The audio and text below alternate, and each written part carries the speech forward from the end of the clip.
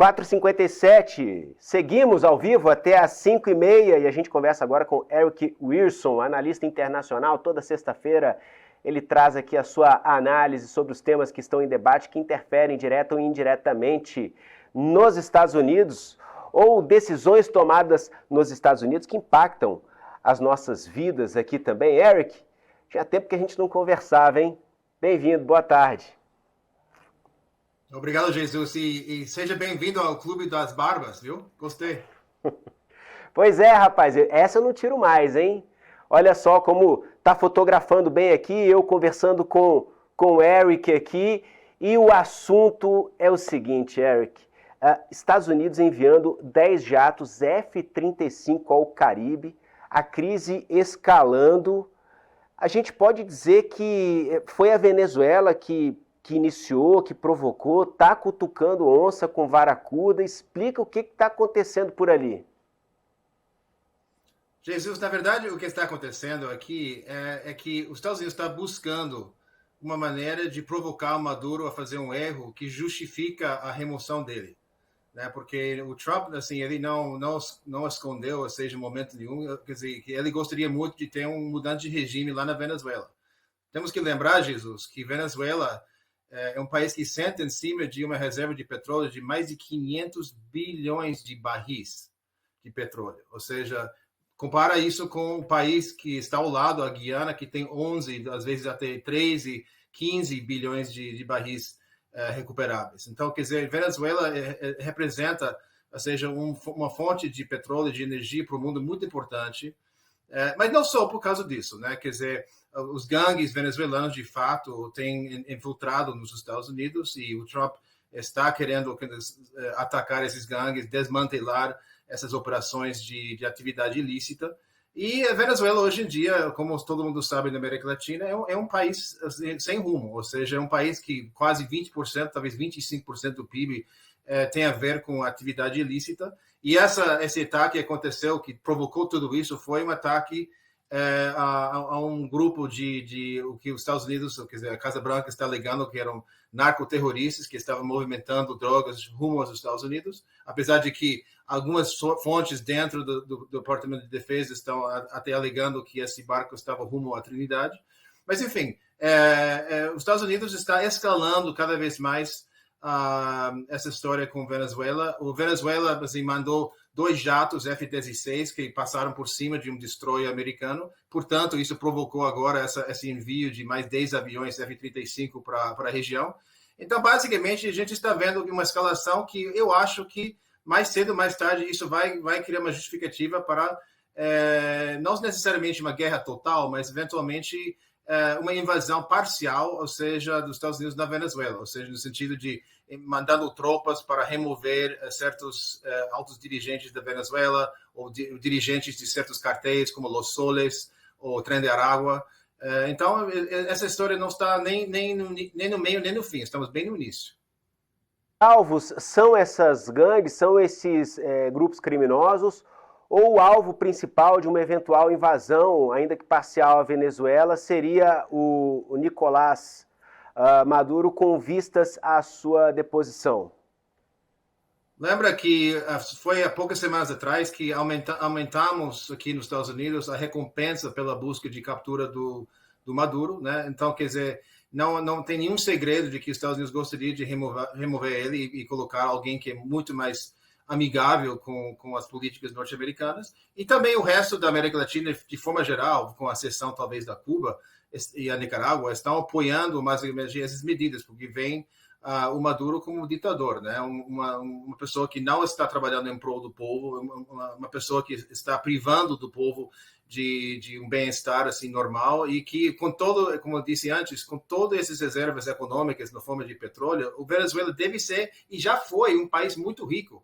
Mas, ou seja, por causa da má gestão no final do mandato Chávez, mas sobretudo agora nesses anos que estão sob a liderança do Maduro, ou seja, o povo venezuelano está sofrendo. E isso está criando uma onda migratória rumo ao norte para os Estados Unidos, que está assolando a fronteira norte-americana.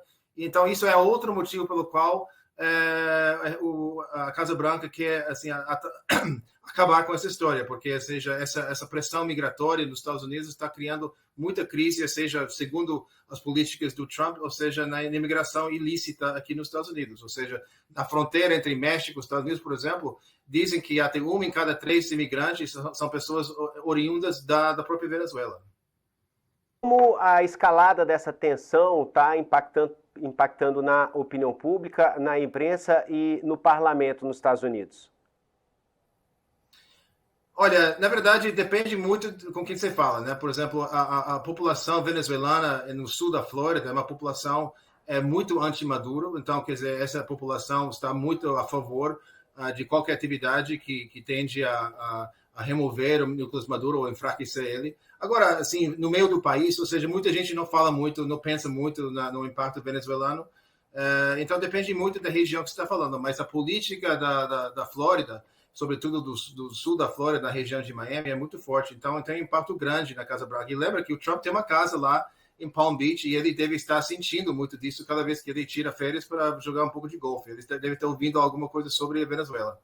Então, você enxerga nos próximos dias, ou ainda em questão de semanas, que haja uma deflagração ou uma efetiva troca de agressões? Porque a gente observa, mais uma vez, Estados Unidos em meio a uma espécie de guerra fria, né? A deflagração, tiros sendo disparado, míssil sendo lançado, algo nesse sentido nos próximos dias, nas próximas semanas?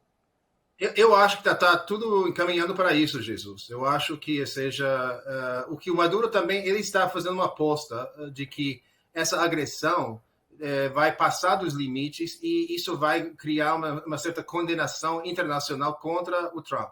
Mas, como a gente tem visto, assim, ou seja, o Trump está assim um pouco assim nem prestando muita atenção para a opinião internacional. E ele tem o apoio de muitos presidentes e líderes na região sobre essa agressividade que está tomando contra a Venezuela, que muitos líderes na região entendem o Maduro como um presidente assim, ilegítimo, um presidente que roubou a eleição, ou seja, roubou o poder, ou seja, do adversário devidamente eleito assim no ano passado. Então, eu acho que o Maduro está apostando de que se o confronto dos Estados Unidos for muito agressivo demais, que eventualmente a União Europeia, o Japão, outros países que até os Estados Unidos têm que escutar vão dizer menos. Mas, de momento, eu acho que o Trump está nem aí. Inclusive, Jesus, vocês devem ter comentado aqui no programa de que isso tem muito a ver com a nova nomenclatura proposta do próprio Departamento de Defesa, né? O Trump está propondo que o Departamento de Defesa mude de nome e adote o nome que tinha antigamente, durante a fase da Primeira Guerra Mundial e Segunda Guerra Mundial, para o Departamento de Guerra, porque ele entende que essa história toda de manter segurança no sentido de dissuasão, de escalação de brigas internacionais, não projeta uma boa imagem para os Estados Unidos. Ele quer dar um novo nome para esse departamento, e não um novo nome, é um nome antigo que tinha antes da Segunda Guerra Mundial, que é o Departamento de Guerra. E, inclusive, você vê exatamente isso que ele está fazendo no Caribe. Eric, a gente vai ver um arrefecimento desse assunto, vai ficar adormecido até a semana, os dias úteis virem na próxima semana, ou pode ser que aconteça algo ainda nesse fim de semana, não digo em relação a um ataque direto, mas a mais um degrau na escalada dessa tensão? Olha, muita coisa já aconteceu nas últimas 72 horas, então é provável que haja algumas notícias, sim, durante o fim de semana. Agora, vamos falar de novo na segunda-feira, vamos ver o que aconteceu de fato. Só para a gente saber se a gente coloca a nossa equipe de prontidão aqui, se a gente reforça a nossa escala de plantão aqui, afinal de contas, toda a atenção é pouca. Eu acho que, inclusive, quem está prestando muita atenção nisso é, por exemplo, o Exército Brasileiro, né? Porque isso pode até, com a escalação desse conflito, pode até criar mais ondas migratórias de venezuelanos entrando no norte do país, ou seja, no governo de Roraima. Eu sei que os números, ou seja, estão cada vez maiores de imigrantes ilegais entrando no estado de Roraima, por exemplo. Então, quer dizer, eu acho que essa história não é simplesmente uma história da Venezuela e dos Estados Unidos, ou seja, o Brasil está bastante implicado nas consequências disso tudo também. Muito obrigado pela sua participação, pelas análises sempre precisas. Eric Wilson, nosso analista internacional, agradeço demais pela sua presença aqui no SBT News mais uma vez. Até a próxima. Até Jesus.